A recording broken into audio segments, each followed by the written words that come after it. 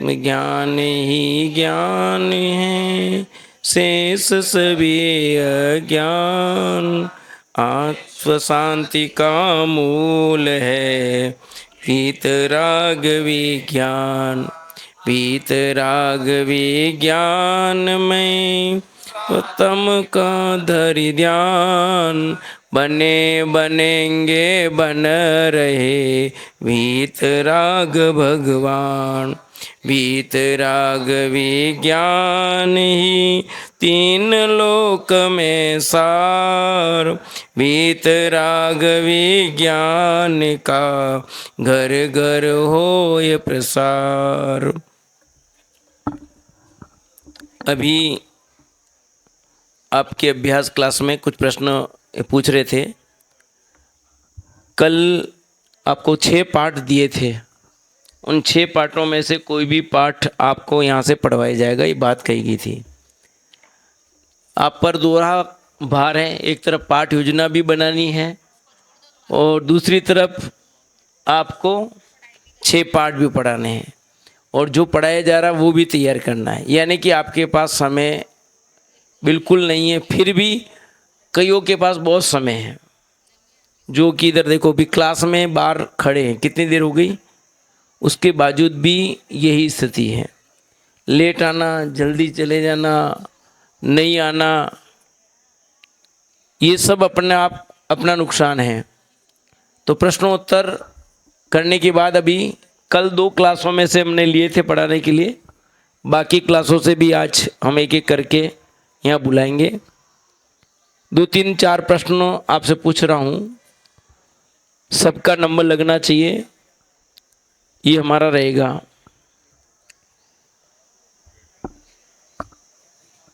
उद्देश्य कथन से क्या अभिप्राय है? उद्देश्य कथन से क्या अभिप्राय है? चलो, उद्देश्य कथन, हाँ अब चालू हो गया होगा। हेलो हेलो हेलो, हाँ चालू के ले अभी शांति जी भाई साहब आ रहे हैं, ठीक है। आज वो जैसा निर्देश और देंगे वैसे आपको कौन कौन बुलाते हैं वो करना। उद्देश्य कथन में जो प्रकरण आज हम पढ़ाने वाले हैं उस विषय के संबंध में बच्चों को जिज्ञासा उत्पन्न कराने हेतु सरल, संक्षिप्त और रोचक जो उनको एक उदाहरण के माध्यम से, किसी के माध्यम से बताया जाता है, वह उद्देश्य कथन हो। ठीक है, एक शब्द में कहें उद्देश्य कथन, एक लाइन में छोटे से में कहें तो क्या कह सकते हैं? बोलो। उद्देश्य कथन सरल, संक्षिप्त और रोचक होना चाहिए। ये तो विशेषता हो गई। उद्देश्य कथन की विशेषता हो गई 3। उद्देश्य कथन की डेफिनेशन एक छोटी सी लाइन में दे रखी है, रोचक होना चाहिए। विशेषता है, ये तो विशेषता है। हाँ चलो बहन बोलो, विशेषता ये। हाँ चलो,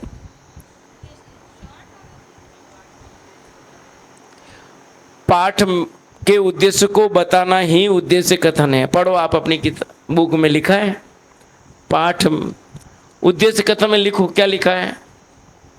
पाठ का उद्देश्य बताना ही उद्देश्य कथन है। मिला आपको?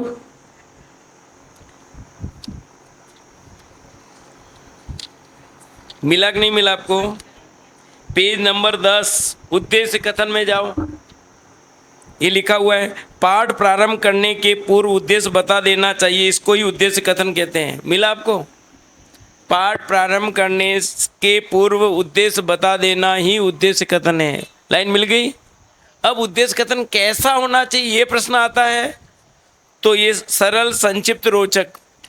आपके पेपर वस्तुनिष्ठ प्रश्न उत्तर भी हैं। आपका जो पेपर होगा ना, इस गाइड में पीछे पेपर दे रखा है, देखा है पेपर किसने कि पेपर कैसा आएगा एग्जाम में आपका? पेज नंबर आप खोलिए 298, 298, ठीक है ना? तो उसमें ये 20 प्रश्न आएंगे आपके वस्तुनिष्ठ। किसने? 20 प्रश्न आएंगे वस्तुनिष्ठ। तो आपको अंदर बारीकी से पढ़ोगे तो इन प्रश्नों का उत्तर आप दे पाओगे। यदि आप बारीकी से नहीं पढ़ोगे तो ये वस्तुनिष्ठ प्रश्नों के उत्तर नहीं दे पाओगे। फिर क्या करोगे?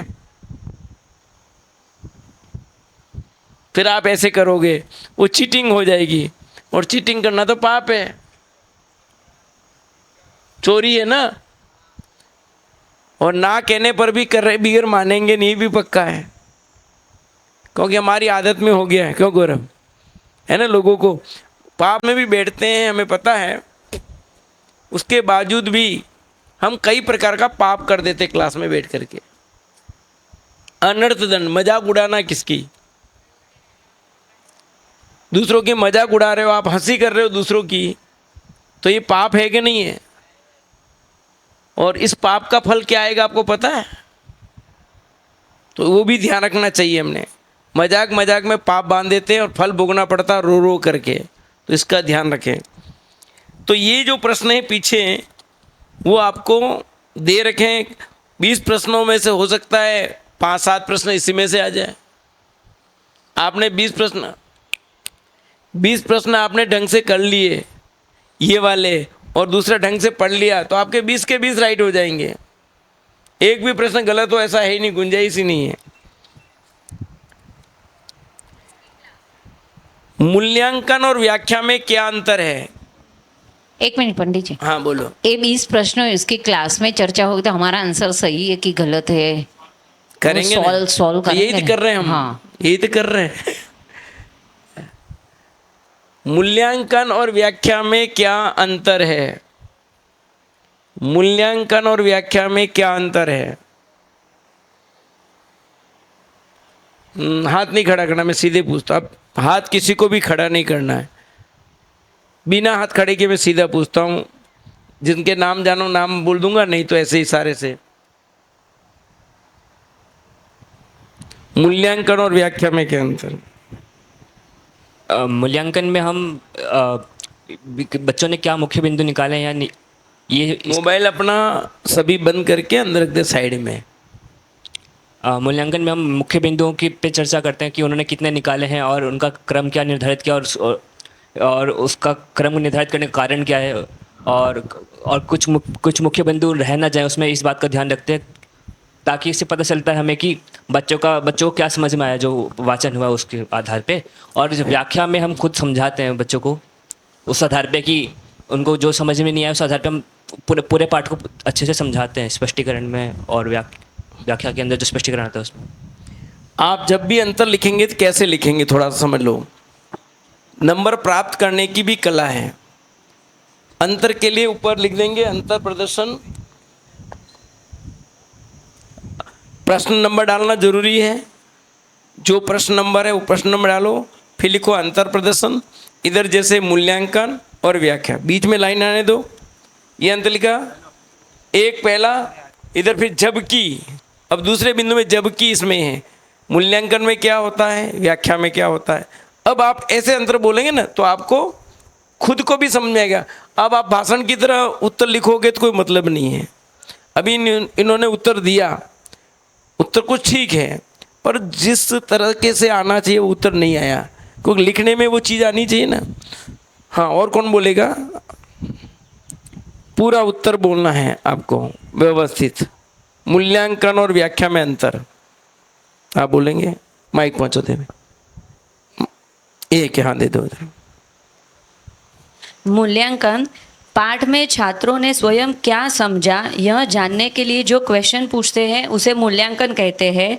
व्याख्या जबकि, अब इसमें लिखो जबकि, ऐसे बोल करके ये जबकि अनुकरण वाचन के बाद पाठ में आए हुए परिभाषा, तथ्य, वाक्य, सिद्धांत, मुहावरे आदि का अर्थ, भावार्थ एवं जीवन में उपयोगिता समझाने को व्याख्या कहते हैं। सेकेंड पॉइंट बोलूं?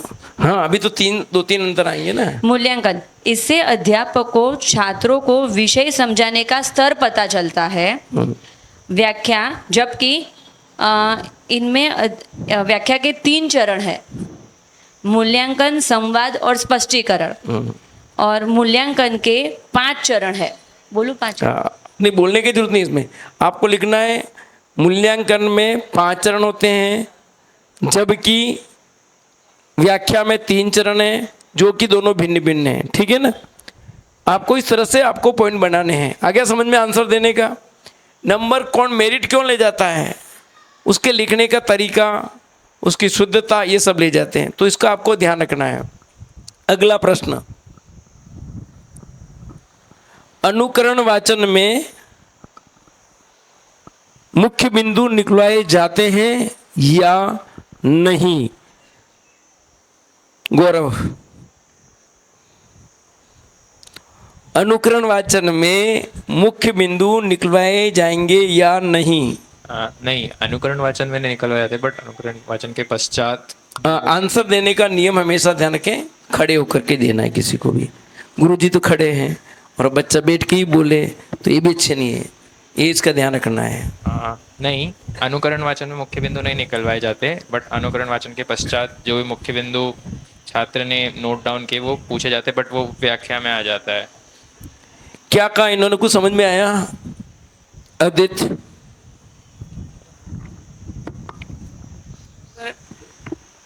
अनुकरण वाचन में मुख्य बिंदु नहीं लिखवाए जाते, वो व्याख्या में लिखवाए जाते।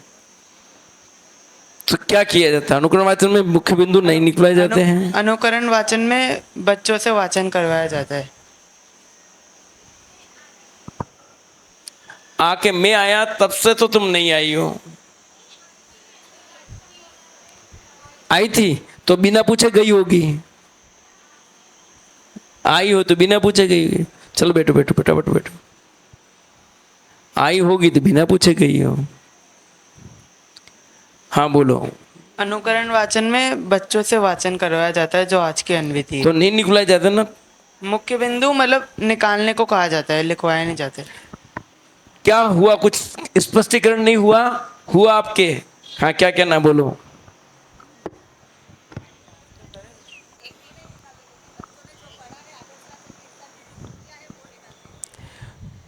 तो मुख्य बिंदु निकलवाए नहीं जाते, पर कदाचित रह गए हों तो हम खाली देते। निकलवाए कहाँ जाते हैं पता है? अब बताओ मुख्य बिंदु कब निकलवाए जाते हैं, जिससे पूछो वही बोलेगा, बीच में नहीं।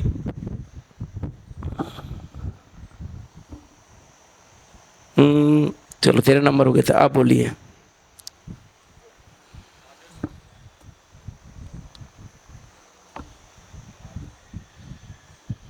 आदर्श भाषण करते समय छात्रों को निर्देश देते हैं कि आप लोगों को मुख्य बिंदु निकालने हैं, और पहले बोल दिया जाता है कि घर से गृह कार्य के टाइम पे बोल दिया जाता है कि नेक्स्ट चैप्टर के मुख्य बिंदु निकाल के लाना है। आपने 2 बातें बोली, अब आप करेक्शन करना चाहे करके एक उत्तर बोल दो, जो भी हो। सही उत्तर क्या आपका? गृह कार्य जब देते हैं तब उनसे बोलते हैं कि नेक्स्ट चैप्टर के मुख्य बिंदु निकाल के लाने होते हैं। बिल्कुल ठीक। मुख्य बिंदु हम निकलवाते कब है? घर से निकाल के लाने हैं। मुख्य रूप से प्रश्न का भी देने का, कब कब निकालते हैं मुख्य बिंदु? गृह कार्य के बाद घर से निकलवा के लाने हैं। आदर्श वाचन के समय कहते हैं, अनुकरण वाचन के समय। 3 बातें हुई, परंतु निकलवाए कब जाते हैं? गृह कार्य के समय, होमवर्क के रूप में। किसके रूप में दिया है? होमवर्क के रूप में।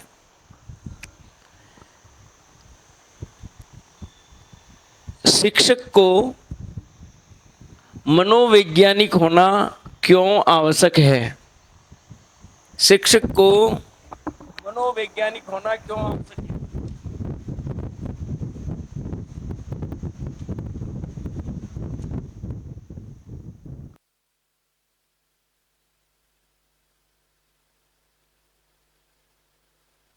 बच्चों का स्तर जानने के लिए और किस तरह उनको पढ़ाना है, ये जानने के लिए।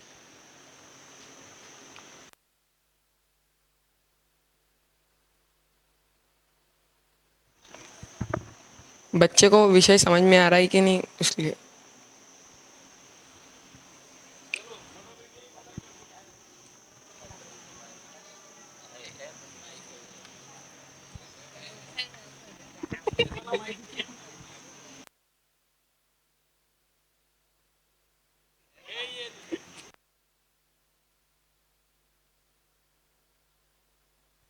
बच्चों का स्तर पता करके वो उनको कितना समझ में आ सकता है, ये समझ करके उनको समझाना चाहिए। शिक्षक का मनोवैज्ञानिक होना क्यों जरूरी है? पूरी किताब पढ़ोगे तो भी नहीं मिलेगा।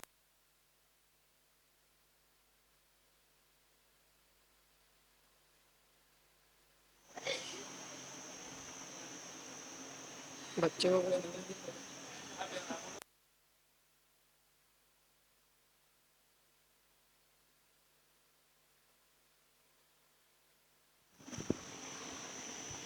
एक तो ये पॉइंट तो है कि बच्चों का जो माइंडसेट कैसा है, वो किस तरह से समझ, मतलब वो कितना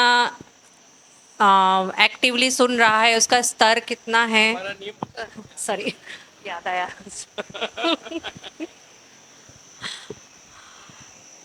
तो मतलब बच्चों को कितनी बात समझ में आ रही है, तो उन क्लास में एक्टिवली बच्चों के साथ इंटरेक्शन करके किस बच्चे को कम समझ में आ रहा है तो उसको अपन थोड़ा प्रोत्साहित कर सके और उससे प्रश्न पूछे ताकि उसके अंदर कॉन्फिडेंस बने, इस टाइप से।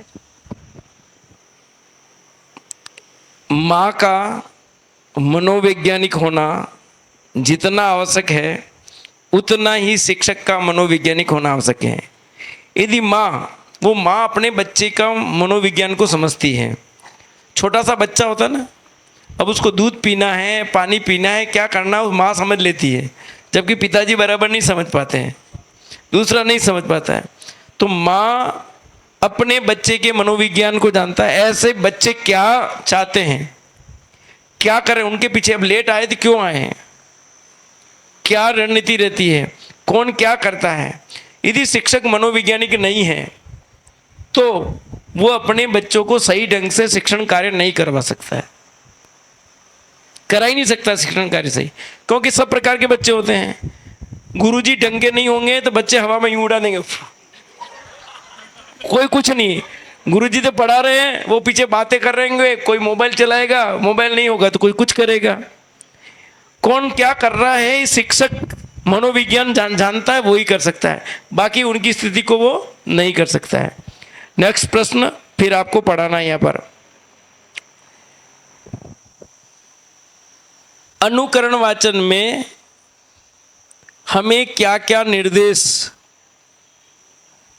क्या हुआ, इधर उधर कुछ काम नहीं है, आपका कुछ काम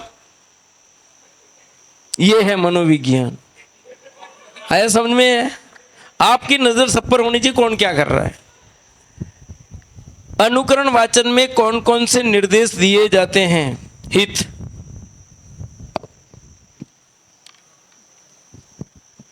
अनुकरण वाचन में कहा जाता है कि आप ये दोनों बच्चे पढ़ रहे हैं, मतलब संवाद हो, तो आप इनकी गलतियां नोट कीजिएगा। मैं इसके बाद आपसे पूछूंगा, बीच में से भी मैं किसी को भी खड़ा करके पूछ सकता हूँ, और बस।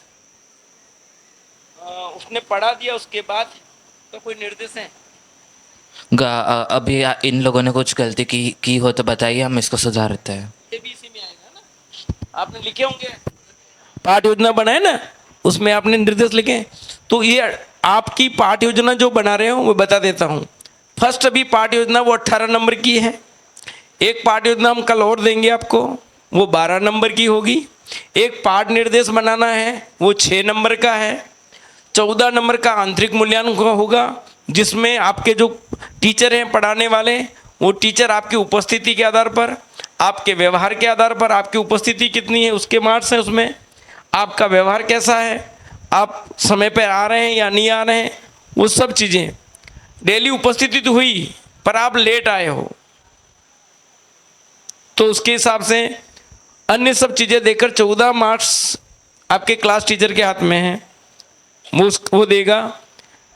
तो 18, 12, 6 और 14 50 नंबर का ये है, ये आपका मूल्यांकन। इसके अलावा आपका प्रैक्टिकल होगा, ठीक है। तो इस सब का ध्यान रखना आपको।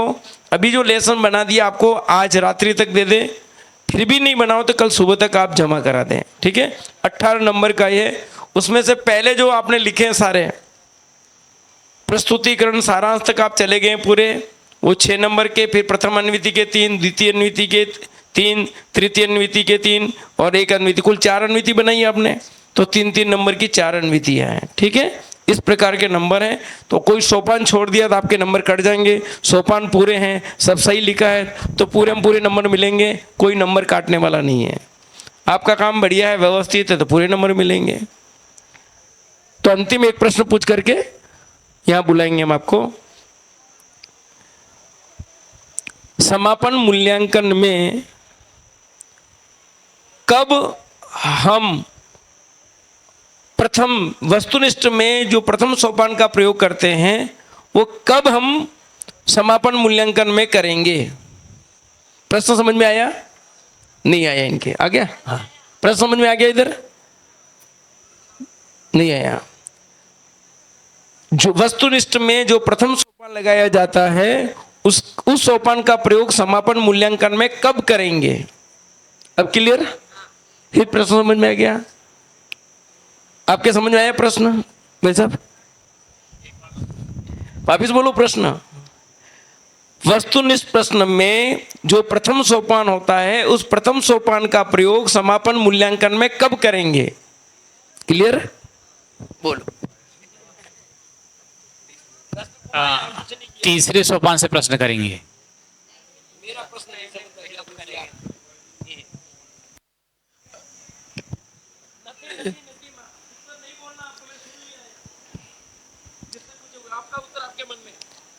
उसको समापन के टाइम समय पे शुरुआत तीसरे प्रश्न से करेंगे। तीसरे प्रश्न का आंसर किसी को नहीं आया तो फिर दूसरे पे, दूसरे का नहीं आया तभी पहले का नंबर लगेगा। इतना बड़ा उत्तर नहीं है, उत्तर ठीक है पर फिर भी उत्तर एकदम एग्जैक्ट पे चला जाए। आप बोले दूसरों को पूछो, अभी भी उत्तर, ये दिक्कत है मेरे साथ। चलो मेरे पापा को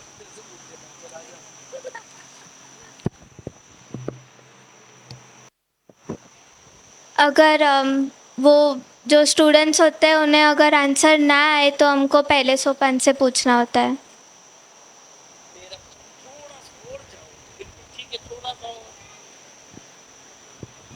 कौन देगा एग्जैक्ट उत्तर?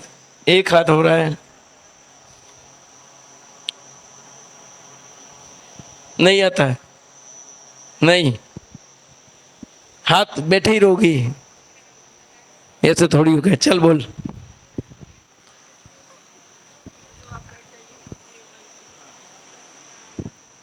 पहले सोपान से पूछेंगे ही नहीं, पूछेंगे तीसरे सोपान से ही।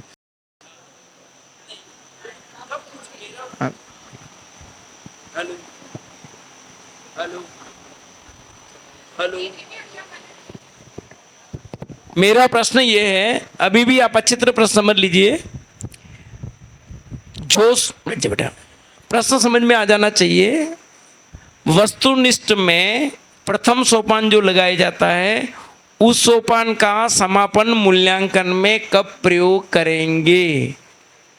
हाँ, अब माइक तो दे दे। हेलो हेलो, तीसरे नंबर पर यही है इसका। तीसरे नंबर पर थोड़ा सा और आगे बढ़ो, उत्तर सही हो जाएगा।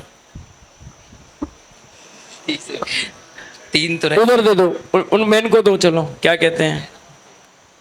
बस यही है प्रश्न का उत्तर देने की कला। उत्तर सबको पता है पर समझ में नहीं पा रहे हो। पाठ समापन पूर्व होने के पश्चात बच्चों के समझ में आया कि नहीं ये जानने के लिए। चलो, हाँ चलो, बोलो बोलो। इधर माइक देना, एक इधर दे दो, एक दूसरा, एक जना खड़ा हो जाए। इधर एक जने को दे दो। बेटा तू खड़ी हो जा। हाँ तू आ जा। हाँ तू खड़ी जाओ, कोई बात नहीं। तो माइक दे देना किसको भी, और इधर ये दे देगा। जब पूर्व प्रश्नों का उत्तर छात्र देने में असमर्थ हो तब हम प्रश्नोत्तर का पहला सोपान यूज करेंगे। वापस बोलो। जब पूर्व प्रश्नों का उत्तर छात्र देने में असमर्थ हो तब हम वस्तुनिष्ठ का पहला सोपान यूज करेंगे। थोड़ा सा एक शब्द और जोड़ना, बाकी राइट है। एक शब्द उसमें छूट जोड़ देते ही सब उत्तर पूरा सही। चलो, जब, हाँ दे देना बेटा उनको।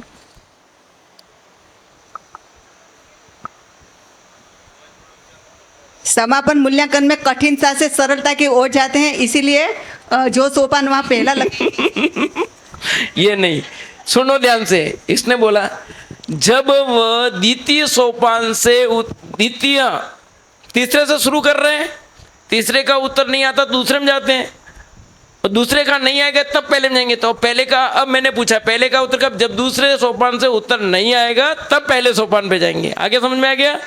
तीसरे सोपान से शुरू करते हैं तो द्वितीय में उत्तर नहीं आएगा तो पहले पे जाएंगे। उत्तर क्या होगा? तो आपको अबसद में 4 ऑप्शन मिलेंगे, समझे? ये प्रश्न ऐसे आएगा, चौथे सोपान का उत्तर नहीं आने पर, अब सुन लो ध्यान से, वस्तुनिष्ठ बना रहा हूं, अभी मैंने बनाया नहीं तो सीधे पूछा था आपके सामने।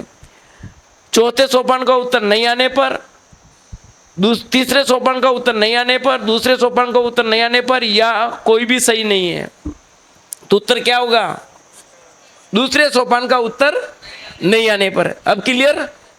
चलो अब आप में से पढ़ाने के लिए बुला रहे हैं। कल पढ़ा दिए थे निखिलेश जी की क्लास से लिस्ट,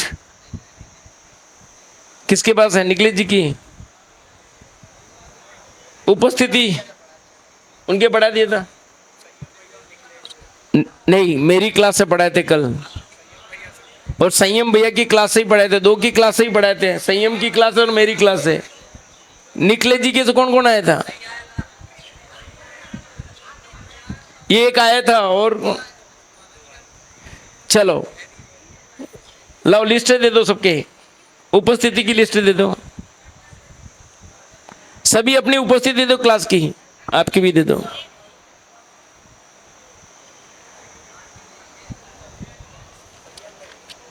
संयम भैया की तो हो गई है, उनका नहीं लेंगे। चलिए बहनों में से, क्योंकि बहनों की क्लास में से किसी का नहीं हुआ था कल, ये पक्का है। गजेंद्र जी की क्लास से लेते हैं, गणतंत्र भैया की, और संतोष उसकी क्लास से भी नहीं हुआ किसी का।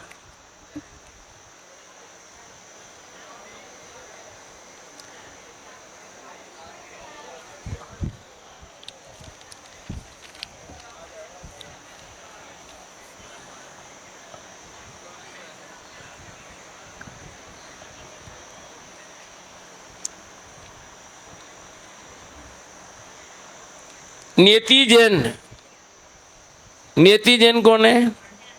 721, 721 कौन है? 721 आ जाओ, 721 आ जाओ। नीति जैन, प्रांजल जैन दिल्ली,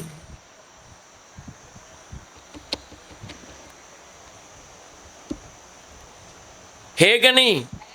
तो आ जाओ ना फटाफट।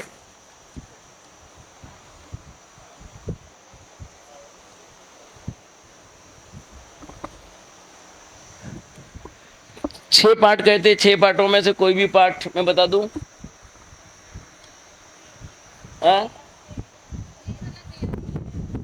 आत्मा परमात्मा वाला तो कितनी बार हो गया?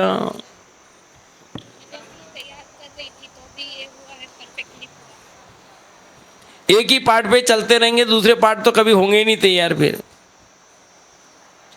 और कौन सा पार्ट?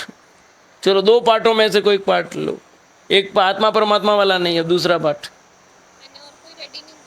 तो रेडी तो 6 पार्ट दिए रोज, कल संकल्प लिया सबने यहाँ। हाँ, संकल्प आज और कल के लिए था, उसके बाद तो सारे लेसन आएंगे, कोई भी आपके तो सब पार्ट रेडी होने चाहिए। आत्मा परमात्मा वाला तो 2-4 बार हो गया, फिर वही रिपीटेशन होगा। चलो आप आत्मा परमात्मा वाले में द्वितीय दिन की प्रथम अन्विति, प्रथम दिन की प्रथम अन्विति लो। कोई बात नहीं, लेने दो, अभी देखते हैं। हमें तो पढ़ाना आता कि नहीं देखना है, बाग में सब हो जाएगा। प्रथम दिन की प्रथम अन्विति आपको सबको अपने जो बुक दे रखे हैं वो देखना है,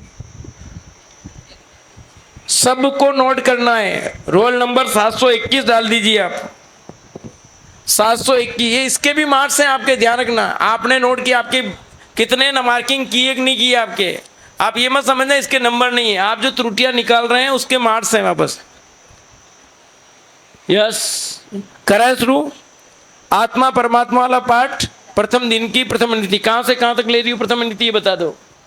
ये प्रभाकर से, हे गुरुदेव वाले सेकंड 7 नंबर पेज पे, सॉरी 8 नंबर पे, आत्मा की अवस्थाएं है 3 प्रकार की। आत्मा की अवस्थाएं 3 प्रकार तक की यहाँ ले रहे हैं, ठीक है ना। आप अपनी बुकलेट भी खोल लीजिए सभी। अभी आप लेसन प्लान जिसके अधूरी हो तो उसमें काम आ जाएंगे ये जो पढ़ा रहे थे आपके, कोई कमी होगी तो चलिए। जय जिनेंद्र बच्चों, कैसे हो आप सभी।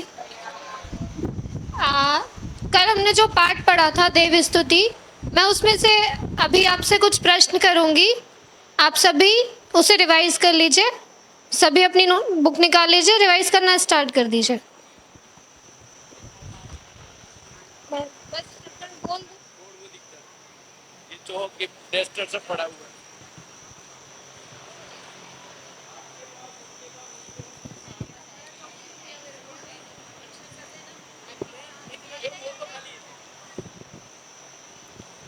देव स्तुति प्रकरण है आत्मा और उसका स्वरूप।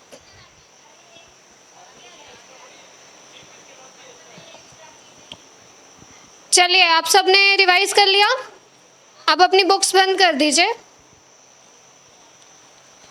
चलिए बताइए, भगवान किसे कहते हैं। वितरागी सर्वगुण हितोपदेशी को भगवान कहते हैं।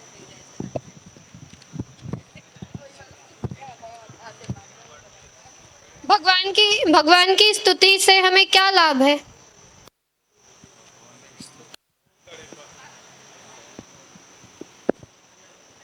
भगवान की स्तुति करने से हमें भी वीतरागता प्रकट हो सकती है। हम उनको देखकर अपने आप को वीतरागता प्रकट कर सकते हैं। भगवान पूरी दुनिया को जानते हैं, फिर भी अपने आनंद में कैसे लीन रहते हैं।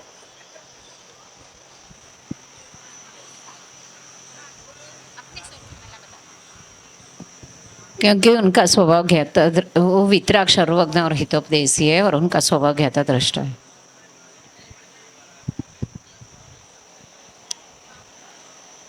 और कोई इसका उत्तर देना चाहेगा। प्रश्न है, भगवान पूरी दुनिया को जानते हैं फिर भी अपने स्वरूप में कैसे लीन रहते हैं।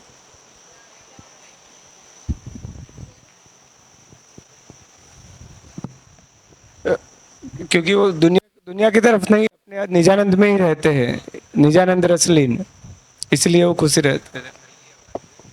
पाठ में जो पहली पंक्ति आई है सकल गे गायक, उसका भाव स्पष्ट करिए।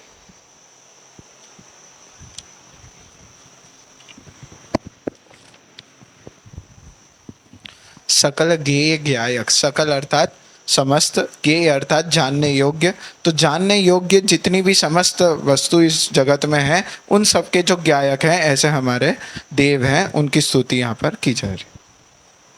बढ़िया। पाठ में कल 18 दोष के बारे में बताया गया। 18 दोष कौन से हैं, वे शारीरिक हैं या मानसिक, और उन्हें दूर करने का क्या उपाय है।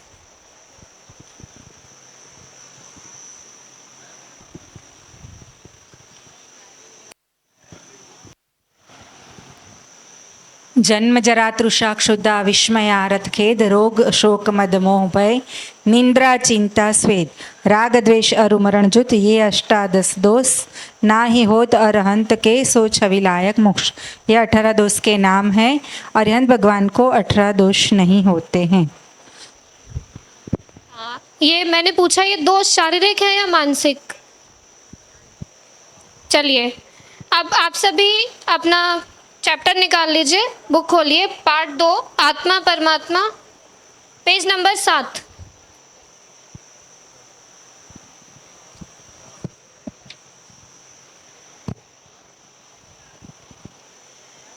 यह पाठ मुनिराज योगेंदु देव ने लिखा हुआ, मतलब उनके द्वारा लिखा हुआ है। मुनिराज योगेंदु देव अपभ्रंश के महाकवि थे। उनके नाम को लेकर कई भ्रांतियाँ चलती हैं, कोई उन्हें योगेंदु कहता है, कोई योगेंद्र कहता है, पर संस्कृत अनुवाद के अनुसार उनका नाम योगेंदु ही ठीक बैठता है। और इनके समय के बारे में कहा जाता है कि नेक्स्ट। चलिए अब मैं यहाँ से पाठ पढ़ना प्रारंभ कर रही हूँ। सभी अपनी जिनवाड़ी में ध्यान से देखेंगे।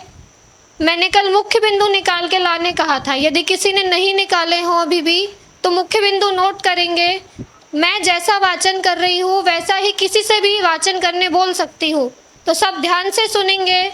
बीच में किसी को भी खड़ा करके पूछ सकती हूँ कि मैं कहाँ पर हूँ। चलिए। आत्मा और परमात्मा। प्रभाकर। हे गुरुदेव, आत्मा और परमात्मा का स्वरूप क्या है? कृपया कर समझाइए, क्योंकि कल आपने कहा था कि यह आत्मा अपने स्वरूप को भूलकर दुखी हो रहा है। योगेंदु देव। हे प्रभाकर भट्ट, आत्मा Next. को। चलिए, आप सभी ने ध्यान से सुना। अब आप दोनों खड़े हो जाइए। आप प्रभाकर का वाचन करेंगे पात्र का, और आप योगेंदु देव के। ये दोनों पढ़ रहे हैं। आप सभी ध्यान से सुनेंगे। यदि अभी भी किसी ने मुख्य बिंदु नहीं निकाले हैं तो यहाँ कुल मिला के 4 मुख्य बिंदु हैं। आप सभी चेक करेंगे और उन्हें निकालेंगे। यदि ये दोनों वाचन कर रहे हैं, आपको ध्यान से सुनना है। मैं बीच में किसी को भी उठा के बोल सकती हूँ कि ये दोनों कहाँ पर हैं, मैं पूछ सकती हूँ। आप सभी ध्यान देंगे। यदि ये दोनों कोई गलतियाँ करते हैं तो आप उन्हें नोट करेंगे और बताएंगे कि इन्होंने क्या गलतियाँ की हैं। आप शुरू करें दोनों। हे गुरुदेव, आत्मा और परमात्मा का स्वरूप क्या है? कृपा कर समझाइए, क्योंकि कल आपने कहा था कि यह आत्मा अपने पीछे आप अपनी बुक में ध्यान दीजिए। हो रहा है। आत्मा को समझने की इच्छा तुम जैसे मनुष्य की होती है, जिसने चलो नेक्स्ट। चलिए। हाँ, इन दोनों ने पढ़ा। क्या इन्होंने कोई गलती की? कोई भी गलती नहीं की। चलिए, शाबाश, आप दोनों ने बहुत अच्छा पढ़ा। बैठ जाइए। आप सभी को भी इसी प्रकार से वाचन करना है।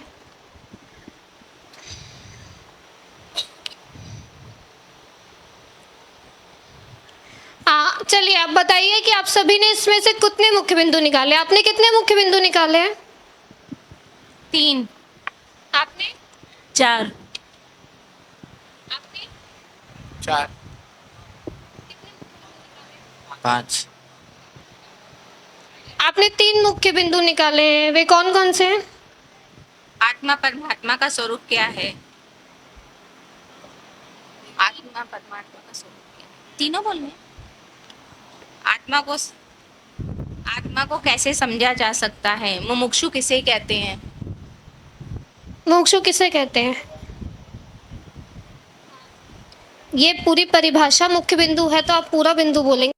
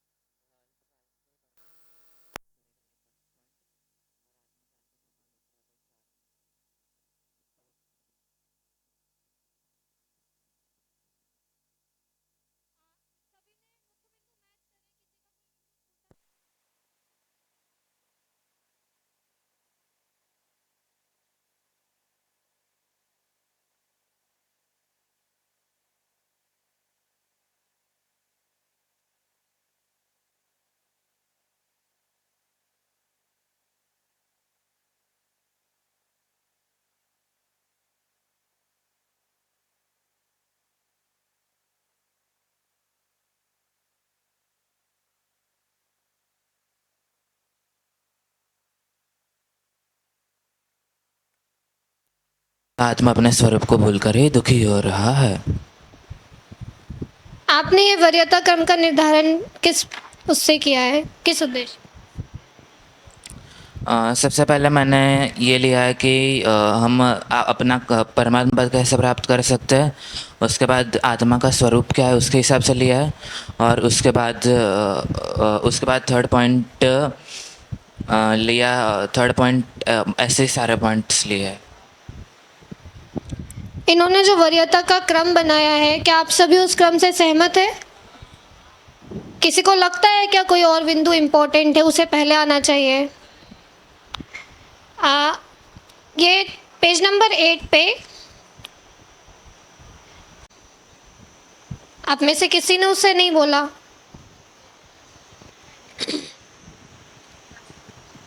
चलिए ठीक है, ये भी एक पॉइंट है, आप इसे नोट कर लें। अच्छा, इसमें जब ये आया आत्मा अपने स्वरूप को भूलकर दुखी हो रहा है, कैसे दुखी हो रहा है, कोई बताएगा?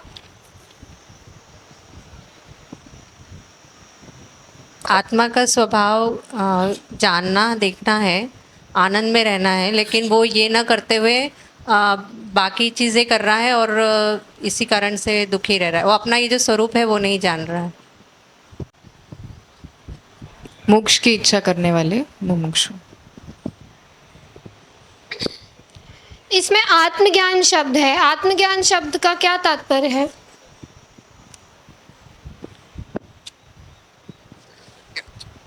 आत्मज्ञान अर्थात आत्मा का ज्ञान, आत्मा जो जान रहा है, देख रहा है, उसका जो ज्ञान है वह आत्मज्ञान।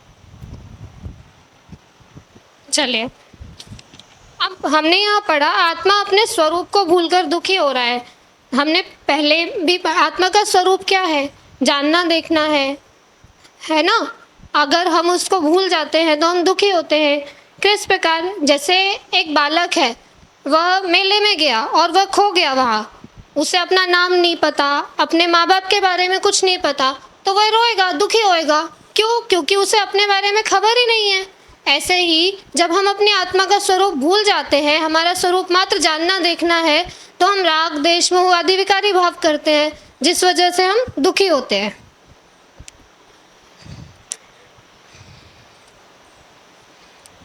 हमें जो ज्ञान स्वभाव हो रहा है, ज्ञान स्वभावी जीव तत्व को आत्मा कहते हैं। ज्ञान स्वभावी मतलब जैसे हमारा ज्ञान स्वभाव है। ज्ञान को क्यों स्वभाव लिया हमारा? क्योंकि हम इस शरीर के पर्याय में तब भी हमारे अंदर ज्ञान है। कल मृत्यु हो जाएगी तो शरीर में तो ज्ञान नहीं है, लेकिन हम में तो त्रिकाली मतलब ज्ञान तो त्रिकाली रहेगा। हम में ज्ञान हमेशा रहने वाला है। ज्ञान को कैसे पहचानेंगे आप? ये जो आपने अपने आप को टच किया, किसी ने आपको मारा, तो फीलिंग कहाँ हुई? आत्मा में हुई या फिर आपके शरीर में हुई? किससे जाना आपने उसको? ज्ञान से जाना।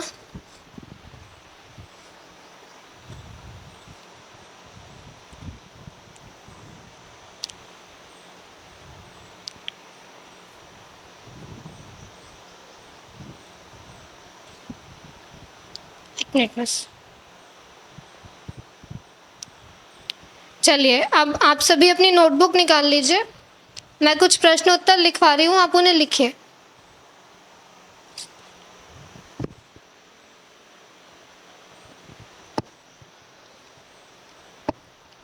पहला प्रश्न लिखिए, आत्मा क्यों दुखी हो रहा है? उत्तर लिखिए, आत्मा अपने स्वरूप को भूलकर दुखी हो रहा है। प्रश्न बोल दीजिए फटाफट। दूसरा प्रश्न बोल दीजिए ज्ञान फटाफट। स्वभावी जीव तत्व को क्या कहते हैं? तीसरा प्रश्न, आत्मा को जानने की इच्छा किसकी होती है? चलिए, अब आप सभी अपनी नोट्स बंद कर दीजिए। यहाँ है, ज्ञान स्वभावी जीव तत्व को ही आत्मा कहते हैं। आप सभी ने सुना, ज्ञान स्वभावी जीव तत्व को ही आत्मा कहते हैं। बताइए, ज्ञान स्वभावी जीव तत्व को आत्मा कहते हैं या नहीं? कहते हैं। ज्ञान स्वभावी जीव तत्व को आत्मा कहते हैं या फिर अजीब कहते हैं? आत्मा। ज्ञान स्वभावी जीव तत्व को क्या कहते हैं? आत्मा। आत्मा किसे कहते हैं? ज्ञान स्वभावी जीव तत्व को ही आत्मा कहते हैं।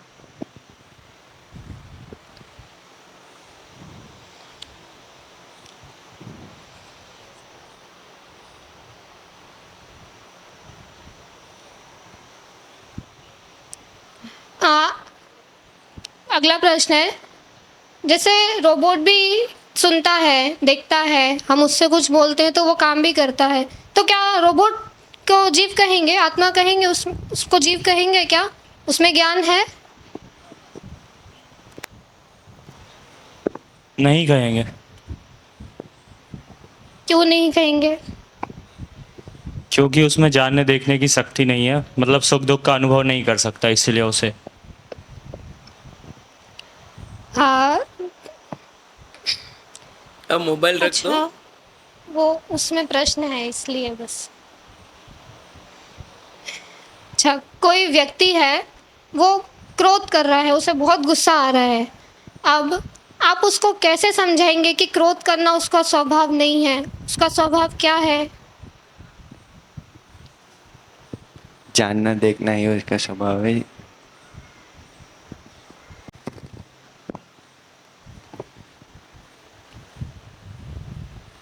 कोई भी चीज़ अपने स्वभाव में आ जाती है, स्वभाव से विपरीत ज़्यादा देर तक नहीं रह सकती है। जैसे पानी गर्म हुआ तो पूरा दिन गर्म नहीं रह सकता, उसको छोड़ेंगे तो वैसे ठंडा हो जाएगा। वैसे गुस्सा भी हमारे दिमाग में कंटिन्यूस नहीं रहता, थोड़ी देर के बाद हम शांत हो जाते हैं, इसीलिए गुस्सा हमारा स्वभाव नहीं हो सकता। चलिए बढ़िया, आप बैठ जाइए। ठीक है, तो स्वरूप को भूलकर दुखी हो रहा है, आत्मा को जानने की इच्छा मुमुक्षुओं की होती है। ज्ञान स्वभावी जीव तत्व को ही आत्मा कहते हैं। आत्मा को अवस्थाओं की अपेक्षा 3 प्रकार की होती है, बहिरात्मा, अंतरात्मा और परमात्मा।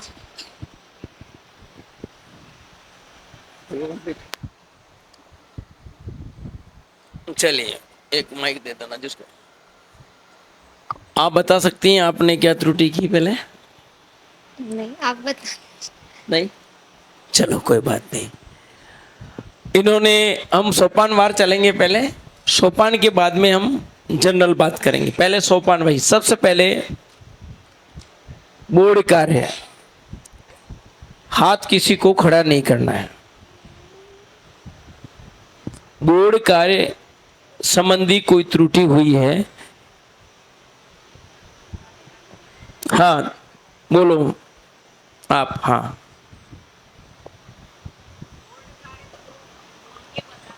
ये माइक बेटा, हाँ बोलिए। बोर्ड कार्य बता, मतलब लिखना था तो लिखा वो नहीं। कोई बात नहीं, वो मैंने कहते चल जाएगा वो। हाँ अच्छा बोल दिया। हाँ, पर उसमें जैसे प्रकरण निकाला, सही निकाला नहीं निकाला, 2 बातें मुख्य उसमें, छात्रों पर दृष्टि थी या नहीं और प्रकरण सही था नहीं था, 2 बातें, ये 2 बातों की बात वो कर। मैं बता रही हूँ। हाँ। छात्रों के ऊपर दृष्टि नहीं थी, वो पढ़ाने में बोर्ड कार्य भले करते हैं, सब लोग आते हैं, प्रकरण लिखते हैं, सब है, पर वो उसी में ही रह इनकी जाते। बात करो, सारी की बात क्यों कर रहे हो आप? इनकी बात करो, सारे की क्यों? इनकी बात कर रही हूँ मैं अभी, तो वो उस बुक में ही थी थोड़ा सा। ठीक है, हाँ जी, इनकी बात से सहमत हैं या नहीं? हाँ, आपका दिमाग कहाँ है? आप अपनी बातों में मस्त हो, इसलिए आप अपनी यहाँ कर नहीं पाओगे। फिर उन्होंने जो मेरे प्रश्न का उत्तर दिया वो सही है गलत है? नहीं तो मेरा प्रश्न वापस प्रश्न है, बोर्ड कार्य इन्होंने ठीक किया या नहीं किया? ठीक किया। वो तो गलत कह रहे हैं। क्यों? क्यों आप बताओ, आपने नहीं सुना इसलिए। नहीं, सही तो किया था।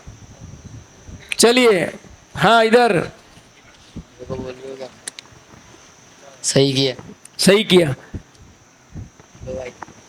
प्रकरण का नाम गलत बोला था। क्या बोला था? देवस्तुति बोला था, प्रकरण था आत्मा परमात्मा। नहीं बरोबर है, गलत ही बोला था। पूर्व पाठ नहीं जी, नहीं जी, नहीं जी, नहीं जी, ये क्या बोले थे? देव स्तुति तो प्रश्न पूछे हैं, पूर्व पाठ में पूछ रहे, पर यहाँ जो बोर्ड कर उसमें गए देव स्तुति। बोल भाई। उन्होंने पाठ का नाम देवस्तुति बोल दिया था, गलती से निकला होगा, लेकिन गलती से उस टाइम पे देवस्तुति नाम निकल गया था। फिर उन्होंने प्रकरण में तो आत्मा और वही बताया था, लेकिन पाठ का नाम देवस्तुति बोल दिया था। ठीक है, पकड़ में आ गई बात। लिखने में ठीक है पर बोलने में गलती थी, वो भी सही है। आया समझ में? चलिए दूसरा सोपान अपना है उस संबंधी पूर्व पाठ मूल्यांकन, इसमें क्या त्रुटियां रही हैं? चलिए पीछे से, तेरे पास में बेटा नीति बेटी, हाँ इस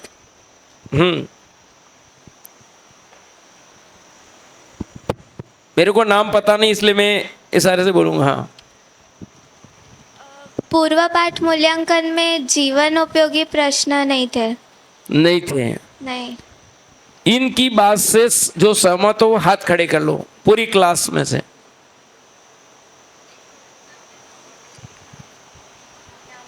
अब आप बताओ नीति, आपने जीवन उपयोगी प्रश्न कौन सा किया था? 18 दोष वाला प्रश्न किया था, और वो पूछा था मैंने कि शारीरिक दोष है या मानसिक, तो वो हम तो अपने जीवन पे ही घटाएंगे इसलिए, और उन्हें हम कैसे दूर करने का उपाय क्या है। इन्होंने 18 दोष के बारे में प्रश्न पूछा था, वो जीवन उपयोगी के अंतर्गत आएगा या नहीं? प्रभा जी, नहीं आएगा? आएगा क्या? नहीं आएगा। वो जीवनोपयोगी नहीं है। तो जीवनोपयोगी प्रश्न क्या होगा? हाँ बेटा आप बताओ, क्या अपना नाम भी बता देना मेरे को। गीतांजलि। गीतांजलि, कहाँ की हो? महाराष्ट्र। बोलो।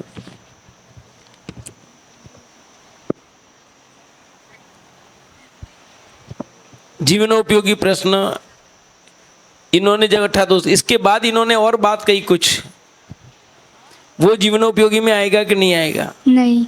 वो भी नहीं आएगा।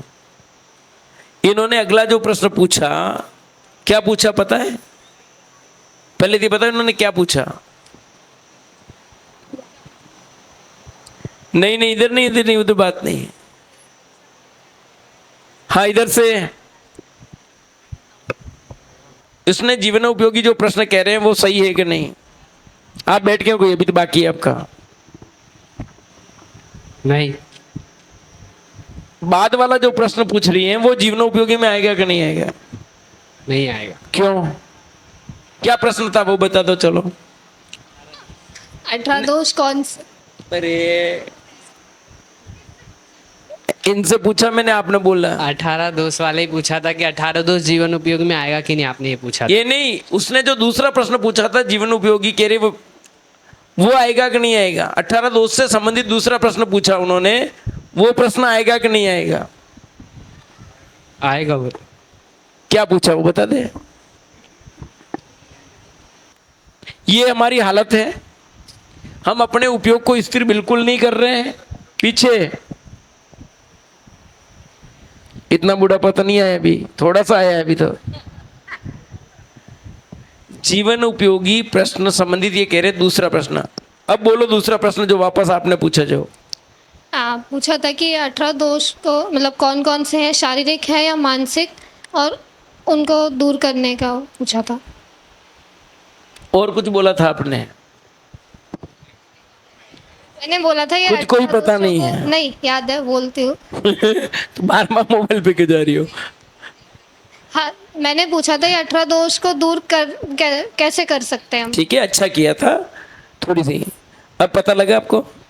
बैठो। नेक्स्ट सोपान, आदर्श वाचन। रुक जा। नेक्स्ट सोपान इन्होंने उद्देश्य कथन नहीं किया, तो मैं कैसे पूछूं? इसलिए मैंने पूछा आदर्श वाचन। ये बोल गया, उद्देश्य कथन किया ही नहीं, 0 मार्क्स हो गया।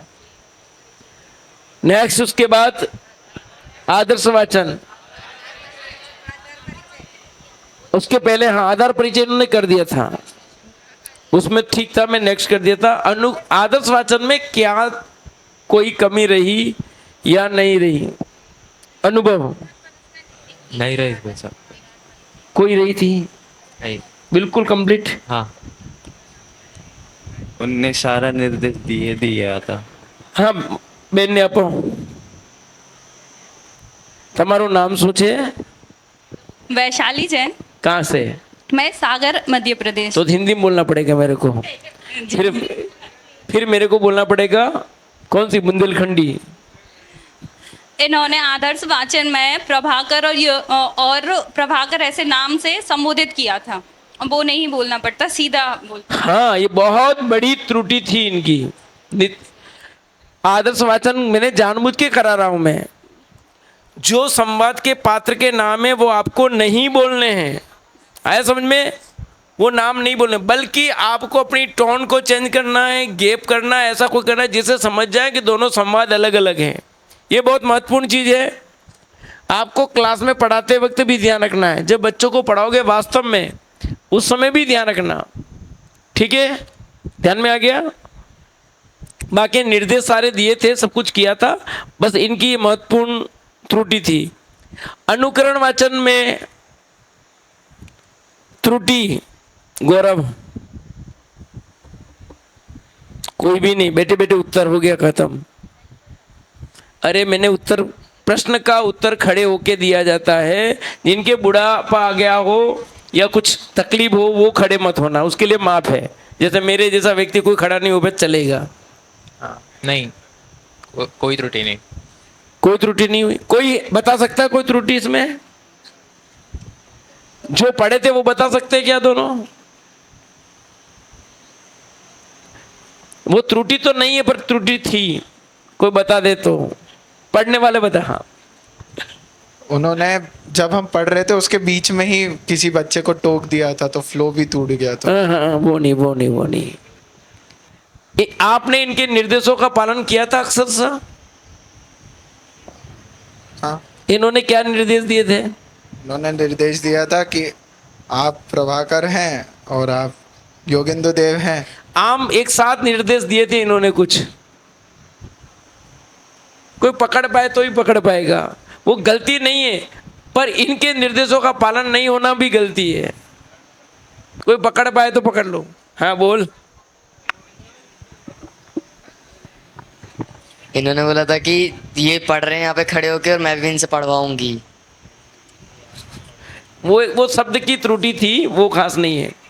अब समझो, मैं बता देता हूँ, मुझे पता नहीं आएगा आपको। वो ये इन्होंने निर्देश देते, मैं जैसी पढ़ रही हूँ वैसे ही आपको पढ़ना है। तो ये प्रभाकर भट्ट सब पढ़े थे, इन्होंने पढ़ा ही नहीं, इन्होंने छोड़ दिया। मैंने कहा गलती नहीं है, पर वो गलती कि इन्हें निर्देशों का पालन नहीं किया। जैसे टीचर ने क्या कहा, मैं जैसे पढ़ रहा हूँ वैसे पढ़ना था तुमको, तो समझ में आ जाता इनको। तुमने तुम्हारी बुद्धि लगा दी, आया समझे कि नहीं? ये चीज़ें भी ध्यान रखनी है। बच्चे कलाकार होते हैं, टीचर गलत बोलता जानबूझ के, वो बच्चे भी गलत पढ़ते हैं कई, ठीक है? मैं रूटीन में एक चीज़ करता हूँ, जो रूटीन की डेली क्लास लेता हूँ गवर्नमेंट में, मैं बच्चों को अलर्ट रखने के लिए करता हूँ। जानबूझ करके मैं कोई शब्द छोड़ दूंगा, पढ़ाता हूँ बीच में शब्द छोड़ दूंगा, और आपको वो शब्द बताना है कि मैंने कौन सा शब्द छोड़ा है। मैं गलती करूँगा नहीं, ऐसा शब्द नहीं, ध्यान रखना। मैं जानबूझ करके कोई शब्द छोड़ दूंगा तो आपको वो शब्द बताना है कौन सा। तो सारे बच्चे अलर्ट हो जाते हैं, और वो गुरुजी की तो फिर वो निकालनी है, तो फिर एक नया प्रयोग है, वो आप इसमें नहीं है, पर मैं करता हूँ प्रयोग, ठीक है? हाँ, अगला सोपान, अनुकरण वाचन के बाद बोधगम्य प्रश्नोत्तर, ठीक है? सीधे इन्होंने किया, व्याख्या की थी भैया, की थी, तीनों की थी। बोधगम्य प्रश्नोत्तर में क्या त्रुटि थी? उसमें तीनों सोपान लगाए इन्होंने, व्याख्या में थोड़ी सी कमी तो मैं कितनी बार करने जाऊंगा तो भी रहेगा, वैसे अच्छा किया था उसमें, है ना? पर एक चीज जो कॉमन बात पूछूंगा वो बाद में पूछ लूंगा, आप बता दोगे, समझ गए ना? उसमें क्या कमी थी? बोधगम्य प्रश्नोत्तर में क्या त्रुटि रही, आप बताएंगे? बोधगम्य प्रश्नोत्तर है, सागर वाले ही बताएंगे क्या? चलो सक्षम बोलो, सक्षम बोल।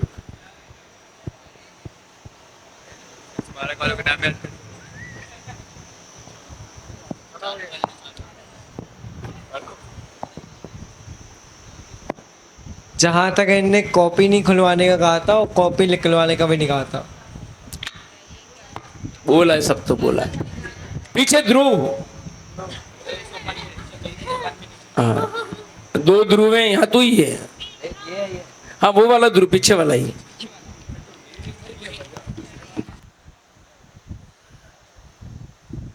चौथे सोपान से पूछना, चौथे सोपान से पूछने थे, मतलब लिखवाने थे चौथे सोपान। बोधगम्य प्रश्नोत्तर चौथे सोपान से, इसमें सोपान की बात कहीं आई है? पहले ये बताओ, बोधगम्य प्रश्नोत्तर में ऐसा कहीं लिखा है आपको चौथे सोपान से लिखाना चाहिए प्रश्न?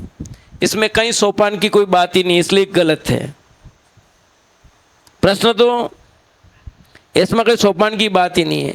चलो, क्या त्रुटि की? त्रुटि ये थी कि यह परिभाषाओं को लिखवाने के लिए था और उन्होंने वो 1 वर्ड वाले आंसर्स लिखवा दिए थे, जबकि परिभाषा उन तक पहुंचे, इसलिए प्रॉपर परिभाषा के उसमें उनको लिखवाना चाहिए था। ठीक था, ऐसा कुछ नहीं था। बोधगम्य प्रश्नोत्तर में तथ्य भी लिखाए जाते हैं, ऐसा नहीं है। तथ्य भी लिखाए जाएंगे, 1 वर्ड वाले भी लिखाए जाएंगे। हमारे दिमाग में एक बात बैठ गई है, हमें चौथे सोपान वाले ही प्रश्न लिखाना चाहिए, बात गलत है। बोधगम्य, इसीलिए मैंने पूछा है, बोधगम्य प्रश्नोत्तर में आपको पारिभाषिक भी देने हैं, तथ्य भी लिखवाना, सिद्धांत भी लिखवाने हैं, सारे टाइप के प्रश्न आएंगे। और मैंने इन प्रश्न बोल दिए थे। वस्तुनिष्ठ प्रश्नोत्तर में क्या त्रुटि रही, आप बता सकती हो? नहीं ध्यान। चलो प्रभा जी,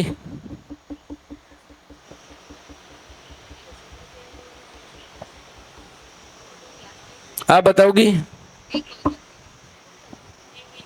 तेरे पीछे, हाँ ये, हाँ तू नहीं बेटा, तेरे पास है। हाँ हाँ सही था सब सही था। कोई बता सकता है कोई त्रुटि? कोई बता सकता है? सोपान चारों लगाए, पर आगे का काम सात्विक।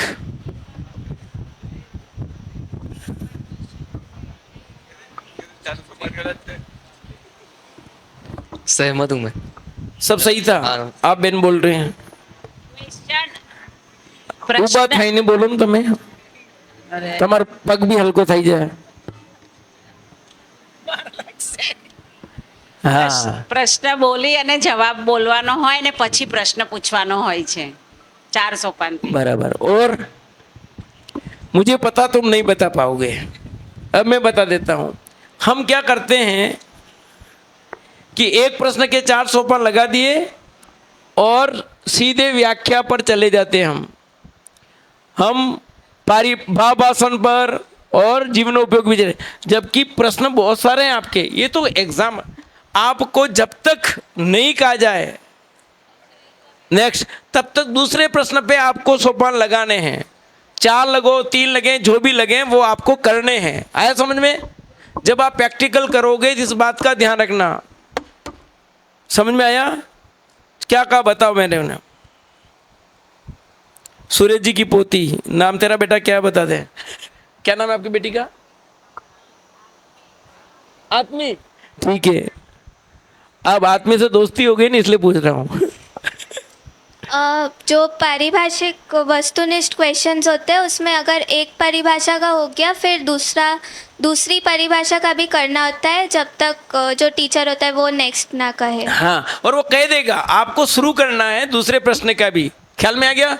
पीछे ध्रुव, क्या समझ में आया बता दे। कनिष्क तैयार है ना? तेरा नंबर है। वस्तुनिष्ठ में जब तक नेक्स्ट नहीं बोले तब तक दूसरी परिभाषा पे भी 4 सोपान लगाने रहते हैं। अच्छा, क्या सिद्धांत वाक्यों में भी 4 सोपान लगाने अनिवार्य हैं?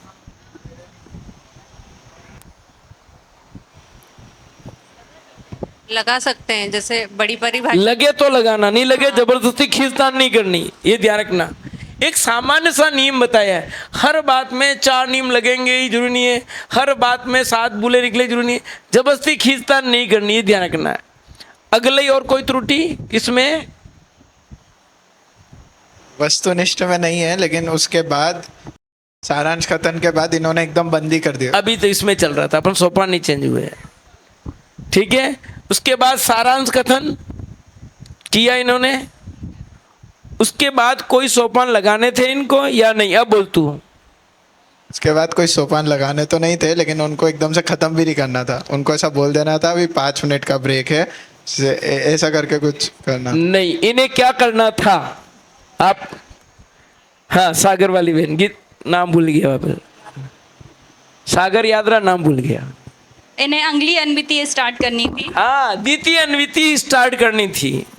कहा भले नहीं पर प्रथम पर शुरू करना था, बाकी बराबर है, बहुत अच्छा है, ठीक है।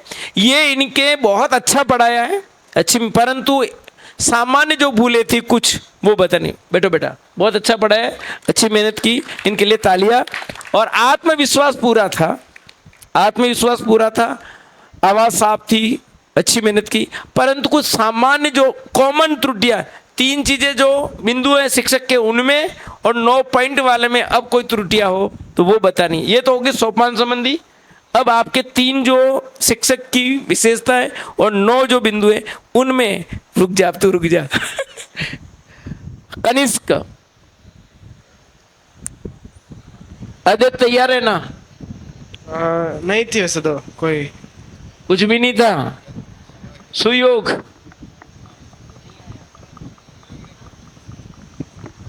यस, अपने उत्तर को माथा नीचे बैठे बैठे नहीं लाए, खड़े होकर के हाँ ना का जवाब देना है। कोई भी बैठे बैठे माथा जबरदस्ती डायमंड का हिलाने क्या मतलब है? नहीं थी। कुछ भी नहीं। अब हाथ खड़े कर सकते हो जो बता सके। 1 2 3। प्रश्न वापिस बोलूं? नहीं, वो बाद में, एक बार इनकी त्रुटि की चल रहा है। बोल। मनोवैज्ञानिकता की कमी थी, सिर्फ आगे आगे के बच्चों से पूछते थे, पीछे के बच्चों से कभी कुछ पूछा ही नहीं। और बिल्कुल ठीक। और कोई पकड़ में आई इनकी जो चीज वास्तव में मैंने इशारा भी किया था बीच में। हाँ बोलो। आप बेन्नापन मननशील नहीं थे। चलो आप बोलोगे। विषय को जो जिज्ञासा जगनी चाहिए क्लास में,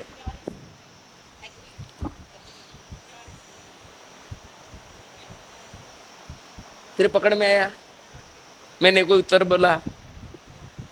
हाँ बोलो। विषय को ऐसे आंसर हैंड रेज करके पूछने का। नहीं नहीं नहीं नहीं। हाँ बोलो।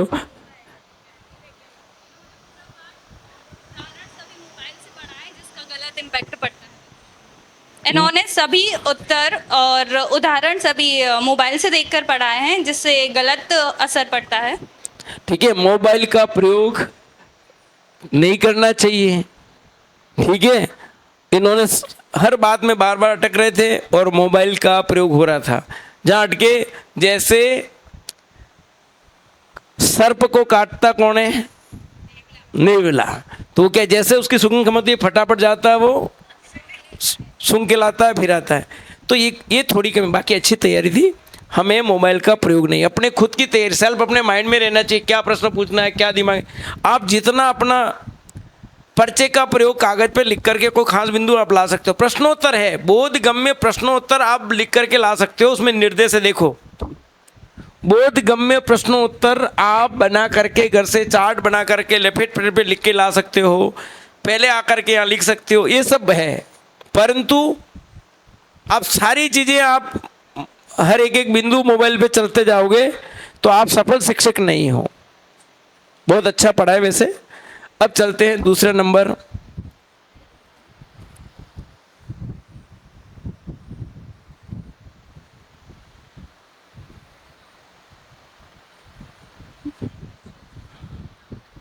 पढ़ाओगे प्रभा जी? क्यों? आ जाओ, चलो अब आ जाओ, आना ही है। चलो आ जाओ, फटाफट आओ, आओ आओ फटाफट आओ। मैं हूं ना, चलो खड़े खड़े आ जाओ। तैयारी तो कोई हो चाहिए नहीं ना, तैयारी क्या चाहिए? रोज पढ़ाती हो आप तो। चलो, मन देखो हारना नहीं है, कुछ तैयार रहना चाहिए। सुशीला जी, कौन है सुशीला जी? आओ। मेरे को नाम पता नहीं, मैं ऐसे ही ले रहा हूँ। कुछ लोगों के पते होंगे तो मेरे को है। आओ सुशीला जी। हाँ बेटा बैठ जाओ, दे दे उनको माइक एक। ये एक लास्ट होगा अभी पढ़ाने का, उसके बाद किसी का नंबर नहीं आएगा। अभी आपको पढ़ाना है द्वितीय दिन की प्रथम अन्विति। पाठ आप मैं बोलूं या आपकी मर्जी से लेना चाह रहे? चलो आत्मा परमात्मा वाला ही ले लो ना, दूसरी अन्विति बोल लेंगे ना। और कोई पाठ ले सकती हो आप? नहीं ले सकते हो तो बोलो पहले। नहीं लेऊंगी, लेकिन प्रश्न में थोड़े निकालने में टाइम लगेगा। यूं ले तो लूंगी। तो मतलब आपने तैयारी नहीं की, ये भी सिद्ध हुआ। खाली भाव। चलो आत्मा परमात्मा का ही ले लो। द्वितीय दिन की प्रथम अन्विति, द्वितीय दिन की प्रथम अन्विति ले रहे हैं ये, ठीक है? सब नोट कर लो। प्रथम दिन की द्वितीय अन्विति, ऐसा ही? हाँ, द्वितीय दिन की प्रथम अन्विति। और प्रथम अन्विति के बाद में आपको सुशीला जी द्वितीय दिन की प्रथम अन्विति समझो, अंतिम अन्विति समझो, एक ही अन्विति है। दूसरे दिन एक ही अन्विति है, दो अन्विति नहीं बन रही है, ठीक है? ये मान के आप भले छोटा सा लो, पर सारे सोपान लगाने लास्ट तक। समझ में आ गया आप लोगों को? सक्षम? क्या बोला बता मैंने? फटाफट बोल, क्या बोला मैंने? किसमें?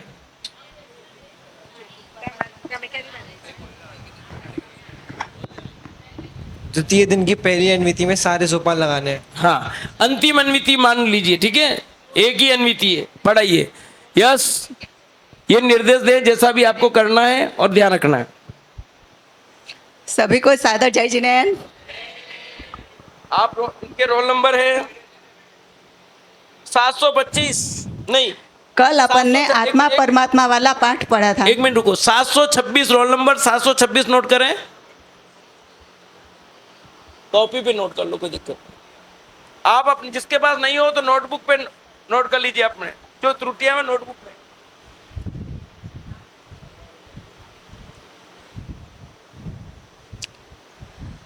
कल अपन ने आत्मा परमात्मा वाला अंतरात्मा बहिरात्मा और अंतरात्मा के भेद वो पढ़े थे। उसके प्रश्न आप घर से तैयार करके नहीं लाए हो तो अभी आप रिवाइज कर सकते हो। मैं आपको 2 मिनट का समय देती हूँ।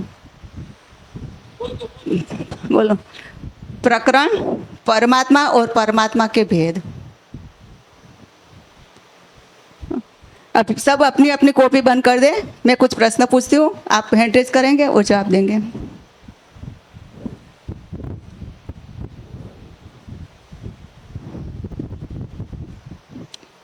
आत्मा किसे कहते हैं? बोल। चलो हो गया आंसर। इसके बाद आत्मा के कितने भेद हैं? चलो हो गया आंसर, हो गया। प्रश्न बोल दो आप। बहिरात्मा किसे कहते हैं? अंतरात्मा किसे कहते हैं? और अंतरात्मा के कितने भेद हैं? अंतरात्मा बनने से अपने को क्या लाभ होता है?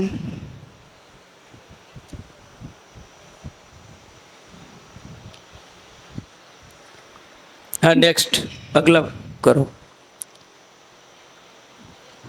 महावीर के नाम तो आपने सुना ही होगा। महावीर पहले उनका जीव मारीची का था, बाद में उनने शेर की पर्याय धारण करी, सम्यक दर्शन लिया और लास्ट में वो महावीर भगवान बने। तो जो मारीची का जीव था उसके अंदर वो अंतरात्मा वो हाँ 3 अंतरात्मा के जो भेद हैं ना, उसके ऊपर मैं ये कथन आपको कह रही हूँ। मारीची का जीव है वो जगन्य अंतरात्मा है, और जो शेर का जीव है वो मध्यम अंतरात्मा है, और जो महावीर का जीव है वो उत्तम अंतरात्मा, ऐसे कह सकते हैं। अपन प्रशिक्षण करने आए। प्रशिक्षण करने के बाद मैंने प्रशिक्षण की तैयारी करी, फिर मैंने प्रशिक्षण में बैठी, प्रशिक्षण पूरा हुआ, परीक्षा दी और मैं प्रशिक्षण में पास हो गई।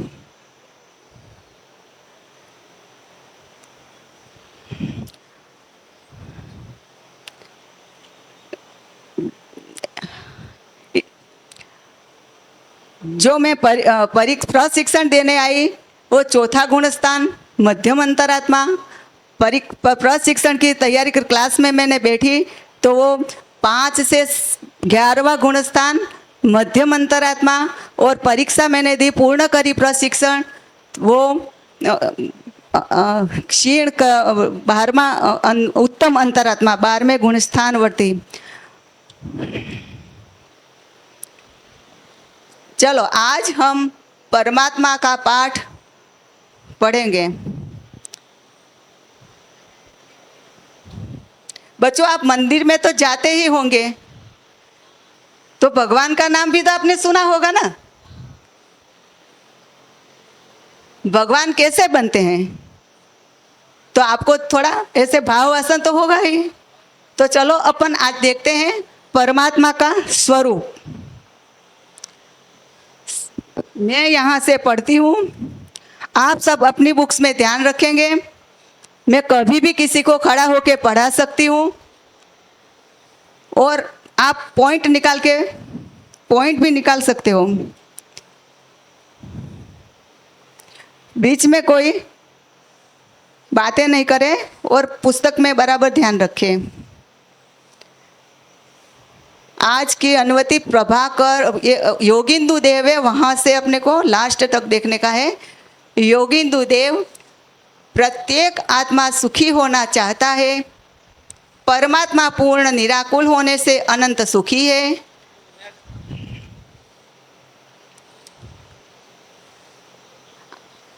आप दोनों को ये पाठ पढ़ना है, अच्छी तरह पढ़ना है।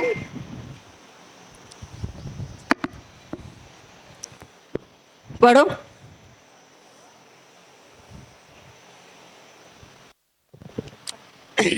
યોગીન્દ્રદેવ પ્રત્યેક જીવ સુખી થવા ઈચ્છે છે. પરમાત્મા પૂર્ણ નિરાકુળ હોવાથી અનંત સુખી છે. પરમાત્મા 2 પ્રકારના છે, એક સકલ પરમાત્મા, બીજો નિકલ પરમાત્મા. ચાર ગાતી કર્મનો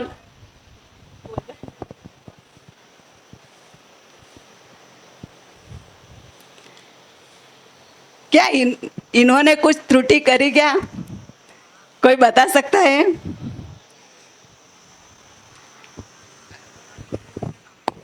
उनको डायरेक्ट पढ़ना था, योगिंदु ऐसा बोलना नहीं था।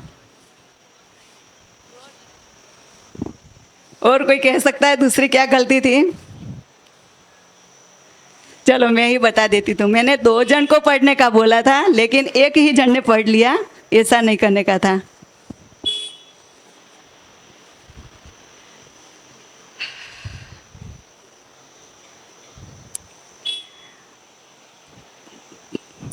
परमात्मा का स्वरूप तो सब जानते ही होंगे। परमात्मा पूर्ण सुखी होते हैं। परमात्मा के 2 भेद हैं, सकल परमात्मा और निकल परमात्मा।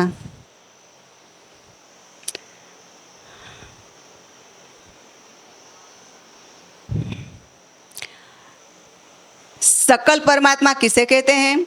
जो शरीर सहित है, 4 घाती कर्म का अभाव किया है, अनंत चतुष्टय प्राप्त किया है, उनको सकल परमात्मा कहते हैं।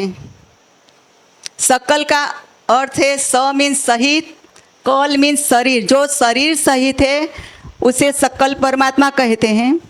और जो शरीर रहित है, 8 घाती और अघाती कर्मों का नाश किया है और 8 गुण प्रकट किए हैं, वो सिद्ध भगवान है। शरीर रहित होने से उनको निकल परमात्मा कहते हैं।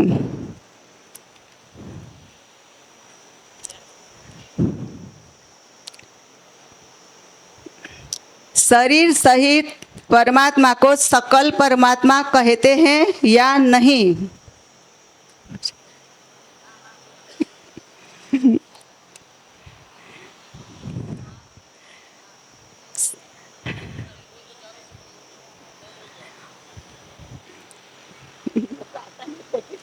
मैंने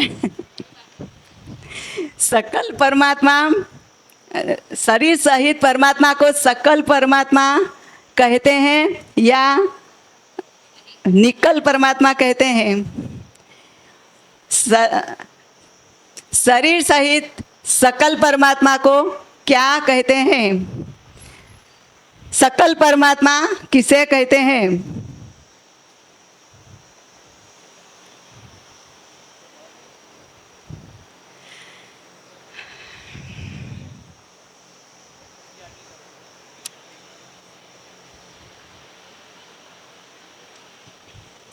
छोटे बच्चे जब होते हैं तब वो क्या करते हैं, चींटियाँ होती है ना, चींटियाँ के आगे हाथ रखते हैं, उनको आगे जाने नहीं देते हैं। तो ऐसा क्यों करते हैं बच्चे? छोटे बच्चे जब बहुत सारी चींटियाँ होती तो उसके हाथे आड़ा ऐसे हाथ रख देते हैं, तो ऐसा क्यों करते हैं? उसका क्या मीनिंग है? मजा आता है ना उसमें, इसलिए। और कोई?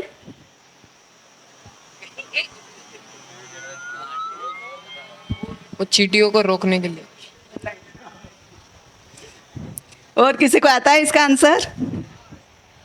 देखो, इसके अंदर से तो अपनों को ऐसा समझने का बात सही है कि बच्चे मजा करने के लिए करते हैं, लेकिन उनको ऐसा पता नहीं है इसके अंदर भी परमात्मा है, वो भी भगवान बनने जैसा जीव है, उसके अंदर भी भगवान बनने की ताकत है।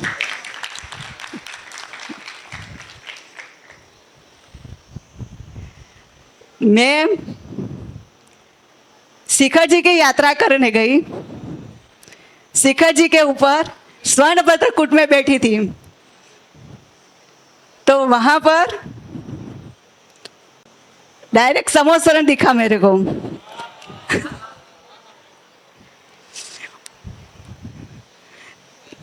बोलो क्या अनुभव होगा उस वक्त? कोई कह सकेगा?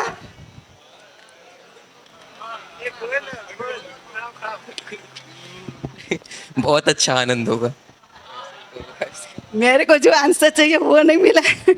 आनंद होगा उसकी बात अभी नहीं चल रही। कोई दे सकता है इसका जवाब? प्रवचन सुनने पड़ेंगे फिर 2 घंटे। बात थोड़ी सही है, लेकिन प्रवचन सुनकर पर वहाँ मैं परमात्मा बन सकती हूँ, वो मेरा तात्पर्य वो है। समोसण में बैठ के दिव्य ध्वनि सुन के मैं परमात्मा बन सकती हूँ।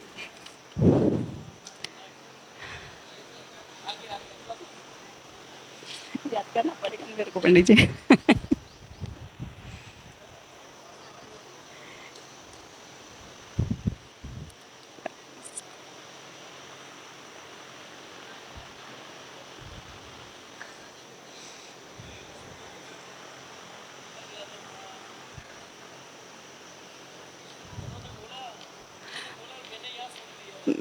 मेरा ध्यान नहीं है ना, चोरी करना पाप है ना, धर्म के अंदर नहीं आए तो नहीं बोलने का, चोरी करना पाप है।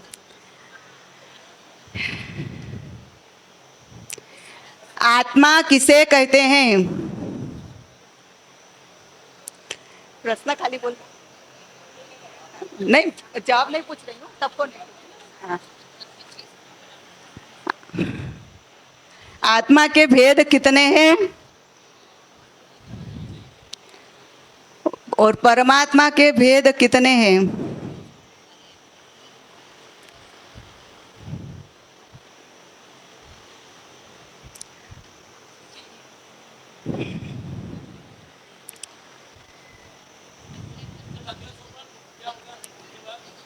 उसके बाद है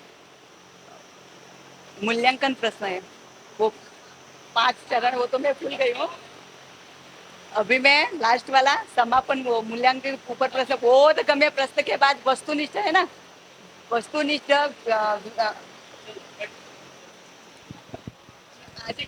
कोई बात नहीं, अच्छा हुआ ना थोड़ा।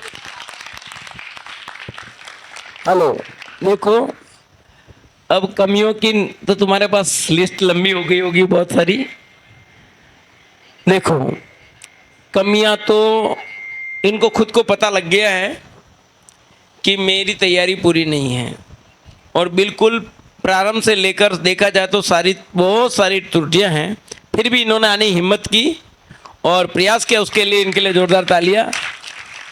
ठीक है, बाकी हर पॉइंट में त्रुटियां ही त्रुटियां हैं, तो एक बार प्रैक्टिस करें आप। ठीक है, अपने इन साथियों के साथ में, नहीं तो गुरुजी के सामने बैठ करके तो 2-4 बार अभ्यास करो, बिल्कुल सब दूरी हो जाएगी। घबराने की जरूरत नहीं है। मैं भी पढ़ाऊंगा तो यह कमियां निकलेगी, उसकी चिंता नहीं, पर पूरी की पूरी त्रुटियां हो जाए ऐसा नहीं होना चाहिए।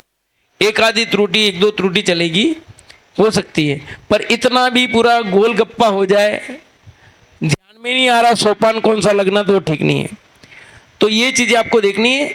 मेरा आपसे कहना है, हम एक ही उद्देश्य से भी, यहाँ जो आप क्लास में बैठे हैं, क्लास वाले कौन नहीं है वो हाथ खड़ा करो, जो क्लास में नहीं है वो अभी बैठे हैं, जो प्रश्न एक, जो प्रशिक्षण नहीं ले रहे बैठे, ऐसा कोई है? आप 2 जन नहीं, बाकी सब हैं, तो बाकी सब ध्यान से विषय सुने। आप लोगों को इधर, आप लोगों को पाठ योजना आज रात की 12 बजे तक देनी थी, आज की तारीख के समय। फिर भी कल प्रातः तक आप अपने क्लास टीचर को दे दें। कल देना अनिवार्य है, नहीं देंगे तो आपके मार्क्स कट जाएंगे। कल की तारीख में आपको अपनी पाठ योजना देनी है। कल हम नई पाठ योजना भी दे देंगे। दूसरी पाठ योजना आपको कल मिल जाएगी। वो 12 योजना कब पढ़ेंगे? 24 घंटे के 25 घंटे होने वाले नहीं हैं।